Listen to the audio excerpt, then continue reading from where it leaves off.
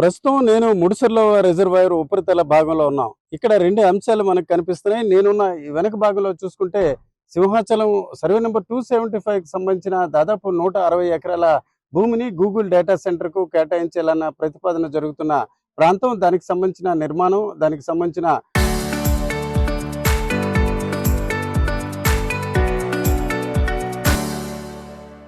సరిహద్దులు నిర్ణయించే ప్రాంతంలో ఉన్నాం. మరోవైపు చూసుకుంటే ఇటు కంబాలకొండ రిజర్వ్ ఫారెస్ట్ దాదాపుగా 1000 ఎకరాల విస్తీర్ణంలో కంబాలకొండ రిజర్వ్ ఫారెస్ట్ ఇటు దబ్బంద నుంచి శంభువానిపాలెం మధురవాడ వరకు కూడా ఇది కొనసాగుతుంది. ఈ దశలో విశాఖలో ఏం జరుగుతుంది, ఈ విశాఖ పర్యావరణానికి ఎలాంటి పరిస్థితులు ఉన్నాయి అనే అంశంపై ఈ ప్రాంతాన్ని పరిశీలించేందుకు పర్యావరణవేత్త బులిశెట్టి సత్య రావడం జరిగింది. అట్లాగే ఆయనతో పాటు ఈరోజు చూసుకుంటే water man of India doctor Rajender Singh కూడా ఉన్నారు. Good morning sir. We are visiting this place. We are staying at Mudsurla Reservoir upside. You see that is the place allocated for Google data center. Why you are visited this place? What is your opinion on this data center place allocation? This is the Simhachal mountain. 8 years before, this lake is completely dry because the all water not coming here.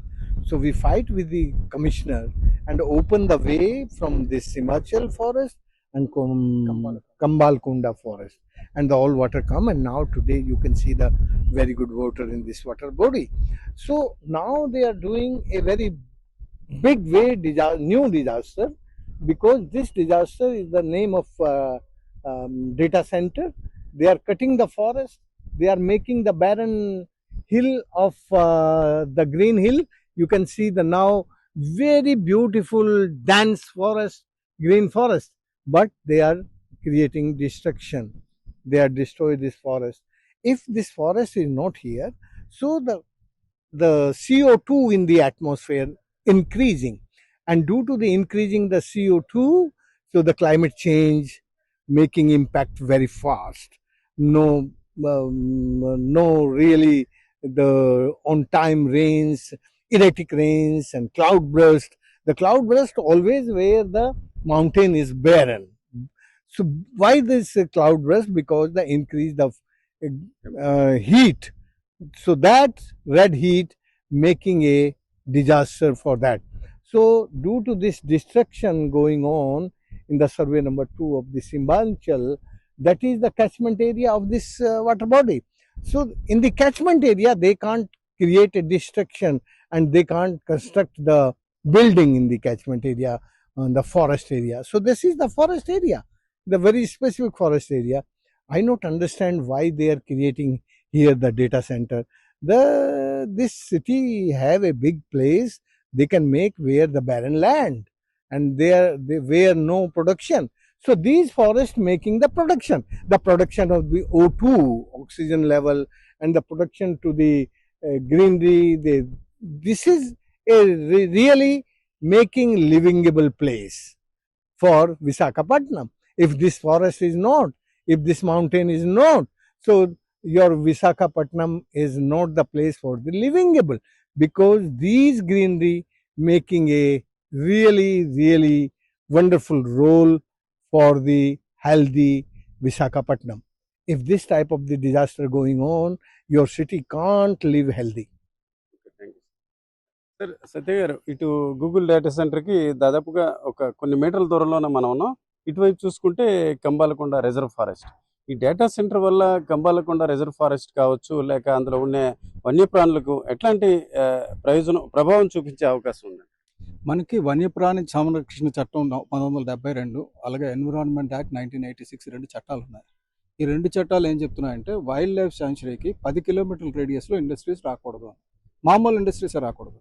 అటువంటిది high power intensive, high water intensive, high polluted, అంటే pollution అంటే it's not in terms of this thing, generator fumes కానీ ఇవన్నీ.